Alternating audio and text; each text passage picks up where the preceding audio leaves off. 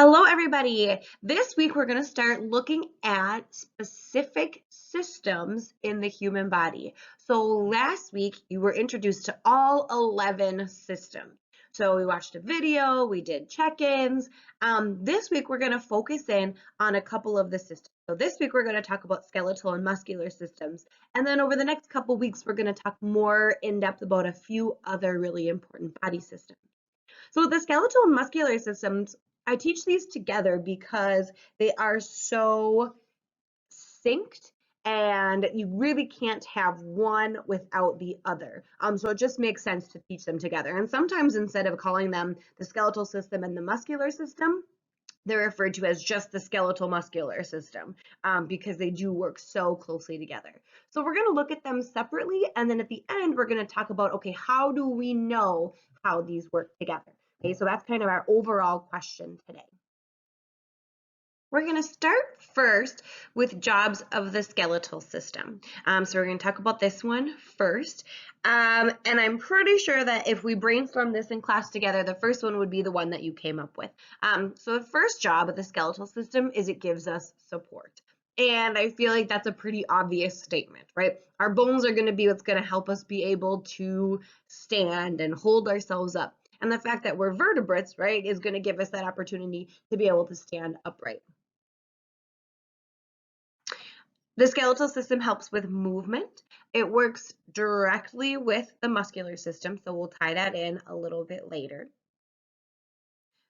The skeletal system protects your organs. So if you think of like your brain is protected up in your skull. Your heart, your lungs are protected by your rib cage. So a lot of your bones are actually designed to protect those internal organs and keep them safe. This is actually a really weird one. Your skeletal system makes red blood cells. So new red blood cells come from your bones, which is kind of weird. And the last one is that stores fat and calcium. So a lot of times you hear like, oh, you should drink milk because it has calcium, right, which makes your bones strong. And it's true that calcium is required for bone strength and it stores that in there. And then when your body needs calcium, you actually get it from your bones. So if you're not getting enough calcium, it can really cause your bones to weaken. Continuing with parts of the skeletal system. So now that we know what the purpose of the skeletal system is, we can talk about a couple of the parts that make it up. One of the really big parts of the skeletal system, besides bones, obviously, is cartilage, which is a tissue that covers the end of the bone. And this is really important because it stops the bones from rubbing together. Okay, so if we look at our picture over here, we can see that here's a bone, here's a bone, and then the cartilage is going to be this white stuff in between, and it kind of just covers the ends of the bones to make sure that those bones don't rub together, because that could be really, really painful. And that actually ends up being one of the injuries and diseases that we'll talk about a little bit later on. So I know we've talked about a couple different types of cartilage in class, but this is just a reminder. So the type of cartilage that covers the end of your bones is going to be different than the kind of cartilage that we're used to.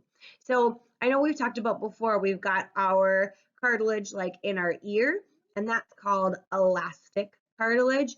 And that kind of makes sense because if you think of something being elastic, it's going to be able to bend and to move really easy. So if you look at your ear, if you feel your ear, you can move it around, and that type of cartilage is really bendy. You also have hyaline cartilage, which is going to be the type that's like in your nose. And that's going to be a lot harder than the elastic cartilage. And that's going to be the kind that you're going to find on your bones. So that's going to be the kind that's going to protect you. So it's not this like squishy, bendy cartilage. It's going to be a little bit more structured. So I have this slide just because I think it's a really cool part of your skeletal system. Skeletal system is also going to help with growth because you have growth plates in your bones. So growth plates are going to be what make new bone cells, and that's going to help you get longer bones so that you don't stay the size that you were when you were an infant. So this first x-ray is kind of cool because you can see that there's open growth plates. So there's almost looks like a fracture or like a crack, but it's not. It's supposed to be there. So that's where new bone cells are made so that your arms, your legs, your bones and things like that can get longer and get bigger. And in this one, you can see that the growth plate is closed, and you can almost see that there's this like tiny little line there, which shows where the growth plate used to be. And this becomes really important because as you get older, if there's certain types of injuries and things like that, they're not going to do surgery on you unless your growth plates are closed. So for example, my sister Summer, she had foot surgery for bunions. And I don't know if you know what bunions are, but it's like it's kind of like when your bones stick out on your feet and they can be really painful. And because she was in soccer, it was really painful for her to run and keep up with everything. So they went in and did x-rays and made sure that her growth plates were closed before they did surgery on her feet. Because they didn't want to have to go back in and do surgery later on. And maybe some of you have had some instances with that, and you'll have an opportunity to share that with us a little bit later this week. A couple other really important parts of your skeletal system are one, a joint. So joints are where two bones meet. That's it. It's like a place where two bones come together. And like an injury that would happen with your joints would be if you've ever dislocated something. I've dislocated my knee before, and so then like my kneecap was no longer in line with the other parts of my leg. So that can be really painful. Another part is a ligament. So the ligament is actually going to connect the two bones. So right here you can see there's a couple different types of ligaments. Again, we're going to have that cartilage in there, but the ligaments are going to make sure that those bones stay together. So if you've ever had a sprain, like if you've sprained your ankle, sprained your wrist, yeah, Liv is telling me that she sprained something.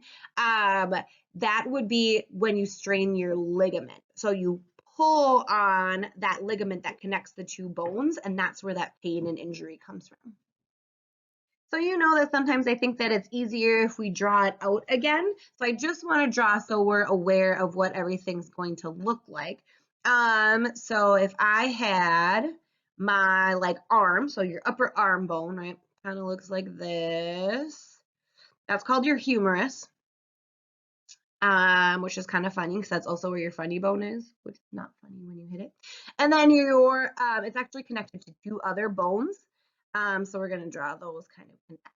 So you have two bones in your lower arm, your radius and your ulna.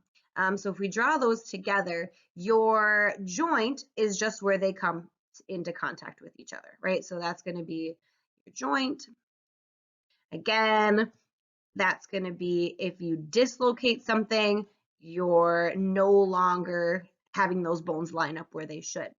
And then your ligament is going to be the one that's going to come in between.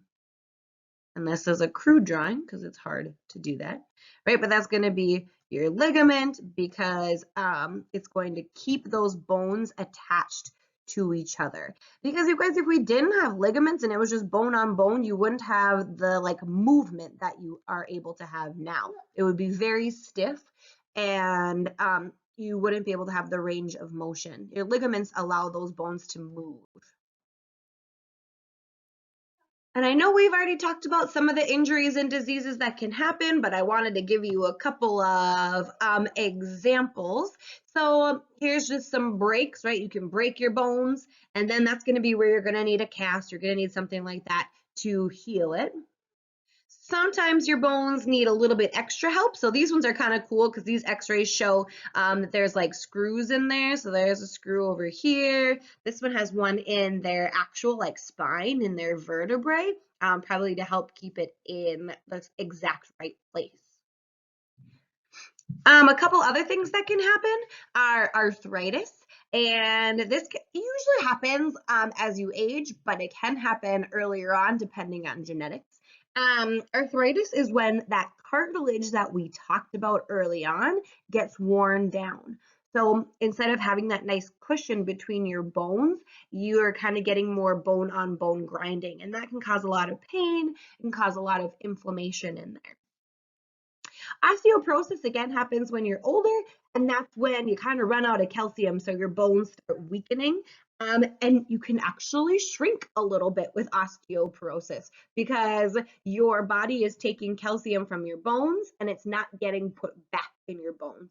So it is not a myth that older people shrink. They actually can, not significantly, but they definitely can go down a little bit. All right, I want to quickly go over your jobs of the muscular system, and we can talk briefly about how that's going to relate with our skeletal system. So the muscular system, of course, we think of muscles, it's going to be movement. Movement was also one of our jobs of the skeletal system, because if you think about it, your muscles are going to be attached right to your bones. If you were just muscles, you wouldn't be able to move. If you were just a skeleton, it wouldn't be able to move. The bones and the muscles work together to pull on each other to make sure that you can be able to do those movements. Your muscular system helps with balance, even just standing, sitting up, that takes muscle. And that's why like a newborn can't sit up by themselves, because they haven't developed those muscles yet to be able to do that. Protection again, and that's going to go right hand in hand with your skeletal system, and it also helps regulate your temperature, which is an interesting one. The muscular system has another piece of it, and those are your tendons. And what tendons do is they attach the muscle to the bone. Okay, so you literally, the muscles are hand in hand attached to the bones, and they're connected by these things called tendons. So we said at the beginning, our big question was, how do muscles and bones work together? Because it's great if we can say, okay, this is what the skeletal system does, but because of last week, we know that muscles are all of your different body systems work together. Right? We have 11 of them, and you can't just have one without the other. They're all going to be working together somehow to help be able to let you do all of the tasks that you do and help you maintain homeostasis. So we know, we've already talked about bones and muscles work together to help you move, right? They're going to help you exercise. They're going to help you balance. So I want you to brainstorm if you can think of any other ones that, any other things that your muscles and bones would do to work together.